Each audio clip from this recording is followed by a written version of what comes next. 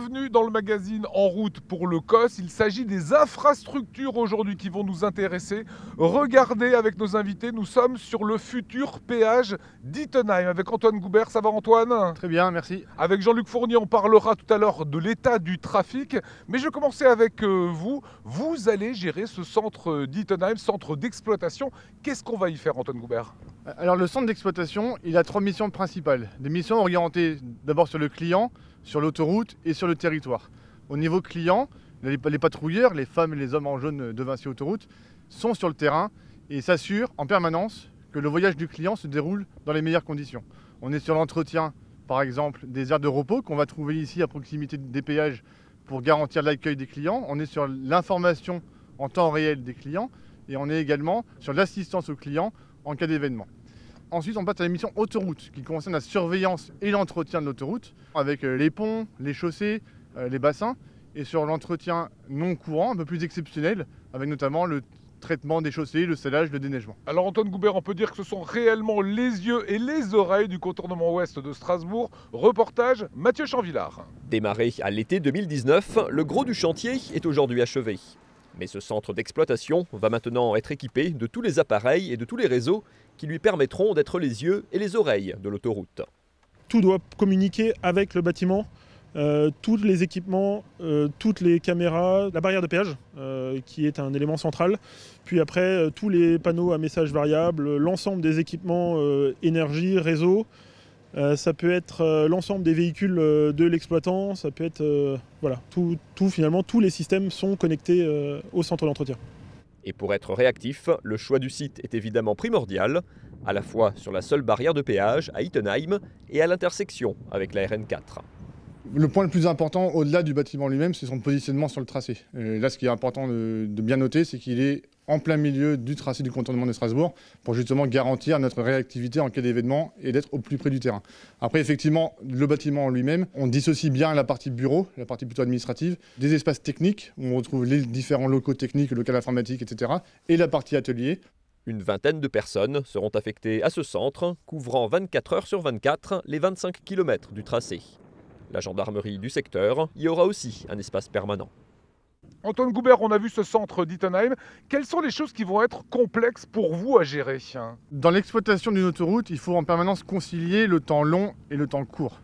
Le temps long, c'est l'anticipation, c'est la préparation, l'organisation des chantiers d'entretien courant. Et le temps court, c'est évidemment l'imprévu. L'événement météorologique avec des chutes de neige, mais c'est également l'accident. Et c'est complexe parce que ça nous oblige à recadencer et replanifier nos interventions.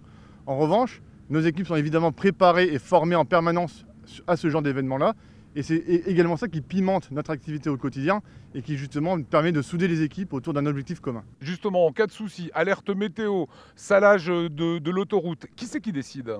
Alors, on a une coordination qui est évidemment très forte entre les équipes terrain ici à Ittenheim et un site existant de Vinci Autoroute qu'on appelle le poste central d'exploitation, qui est la véritable tour de contrôle de l'autoroute. Cette tour de contrôle-là, elle a accès aux caméras vidéo, elle a accès à des capteurs automatiques, la météo, le trafic.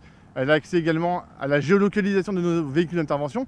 Et donc c'est une coordination très forte entre ces acteurs-là qui va décider. Et en cas d'événement d'une ampleur encore plus importante, évidemment, on va travailler tous ensemble pour œuvrer et rétablir la circulation. Évidemment, vous anticipez, c'est ce qu'on a bien compris. En cas d'accident, comment ça fonctionne, comment ça se passe? Avant de parler de l'intervention sur un événement, déjà on peut parler de l'alerte. L'alerte est peut-être perçue par Vinci Autoroute. Donc je parle de la tour de contrôle avec les caméras, mais également les patrouilleurs qui circulent sur l'autoroute. En même temps, le client, il peut nous passer l'information, soit via les postes d'appel d'urgence, les fameuses bornes oranges qu'on trouve le long de l'autoroute, ou alors... Un petit coup de fil, quoi. Un petit coup de fil, ou alors effectivement en composant avec le téléphone, mais le 17, le 18, le 112.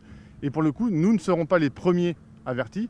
Et donc, pour travailler sur ce sujet-là, avec la préfecture, nous avons lancé au 3e trimestre 2020 une grande concertation pour justement aboutir à la rédaction et à la validation d'un plan d'intervention et de sécurité qui précise les rôles de chacun.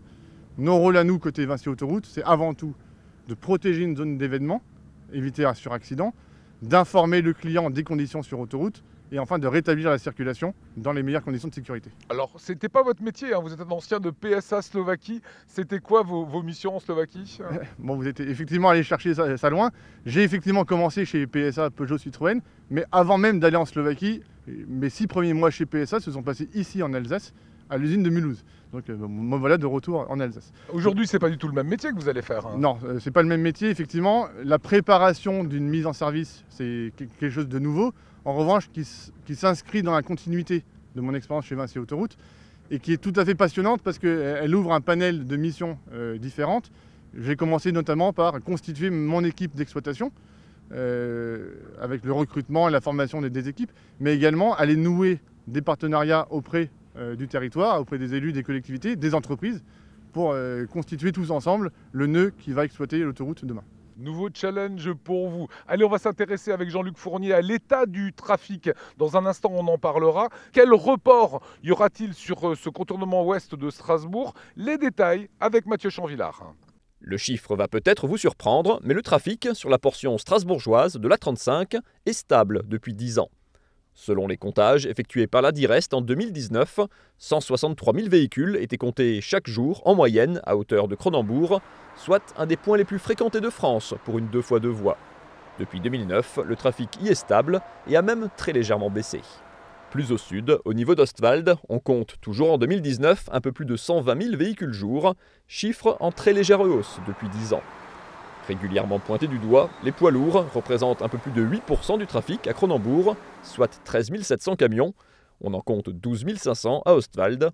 Les professionnels régionaux du secteur estiment que la moitié des poids lourds fréquentant l'A35 sont en transit. C'est là une des clés du COS. Ces camions en transit seront obligés d'emprunter le nouveau contournement. Entre 6 000 et 7 000 poids lourds quitteront donc mécaniquement la 35 actuelle. Sur le nouveau contournement, le futur trafic est estimé à 24 000 véhicules jour sur la partie nord, 20 000 sur la partie centrale et 32 000 sur les 2 km gratuits de la partie sud. La baisse globale de trafic sur l'A35 est estimée à 9%. Alors Jean-Luc Fournier, on vient de voir les chiffres, la réalité des chiffres. Quel sera le report une fois que le contournement ouest de Strasbourg sera ouvert? Oui, donc on a vu effectivement que sur le contournement ouest de Strasbourg, selon les sections de l'infrastructure, nous aurons à l'ouverture, donc on dit bien à l'ouverture, dans nos projections, entre 20 000 et 32 000 véhicules jour.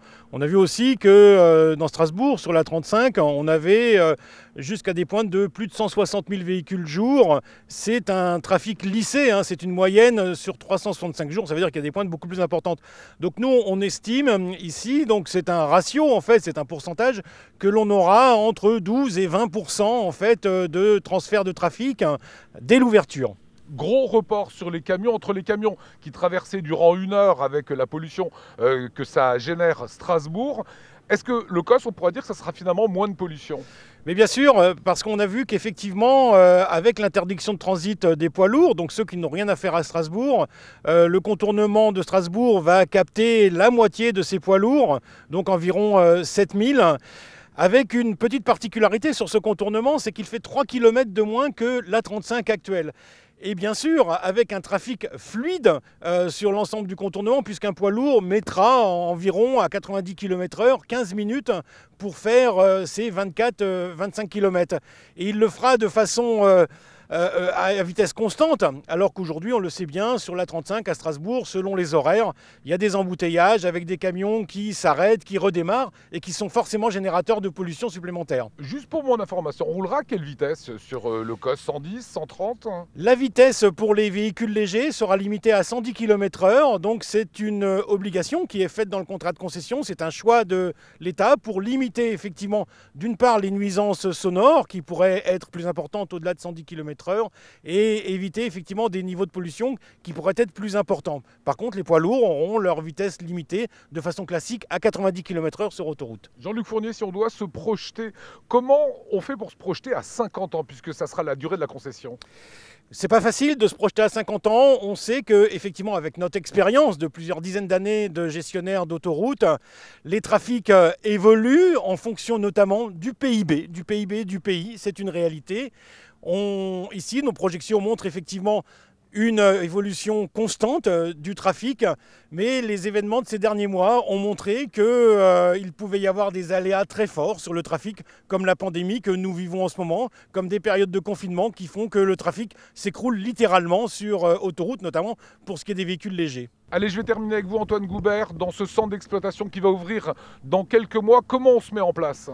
Donc la priorité aujourd'hui, c'est de préparer l'arrivée des équipes. Donc pour ça, on a des bureaux avec du mobilier à installer, on a des équipements techniques à recevoir, je pense aux outillages nécessaires pour l'exploitation, et également à toute la partie matériel roulant, donc les camions avec les lames et les saleuses, avec les fourgons d'intervention ou les véhicules électriques qui nous permettront d'intervenir sur l'autoroute. Et vous organisez actuellement avec Pôle emploi des sessions d'information collective. En gros, vous êtes en train de recruter. C'est de l'emploi, c'est du boulot. Ah, tout à fait. Au moment où on se parle, ça y est, le sujet est lancé, les recrutements sont en cours. Une première phase a été validée. Donc, j'ai déjà 3 conducteurs d'exploitation, donc les futurs chefs d'équipe qui nous rejoignent début mars 2021. Et les publications ont été lancées la semaine dernière pour un conducteur environnement et quelques postes d'agents d'exploitation, une quinzaine. Et effectivement, des partenariats sont en cours pour donner plus de visibilité à nos annonces. Tout d'abord avec une association, l'association Force Femmes à Strasbourg, qui nous permet de rencontrer également un public féminin qui a toute sa place dans nos métiers aujourd'hui, et pour promouvoir la diversité et la mixité de nos missions à travers les métiers pluridisciplinaires que nous occupons.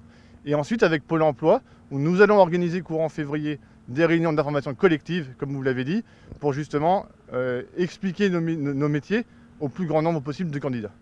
Merci pour ces explications. Bonne route, Antoine Goubert, à ce centre d'exploitation. Merci Jean-Luc Fournier. 2 informations avant de se quitter. Cette information qui s'affiche, c'est pour connaître le trafic en temps réel. N'hésitez pas à le consulter s'il y a des routes fermées. Et l'autre, c'est la newsletter si vous voulez toutes les informations. Quant à nous, on se retrouve dans un mois.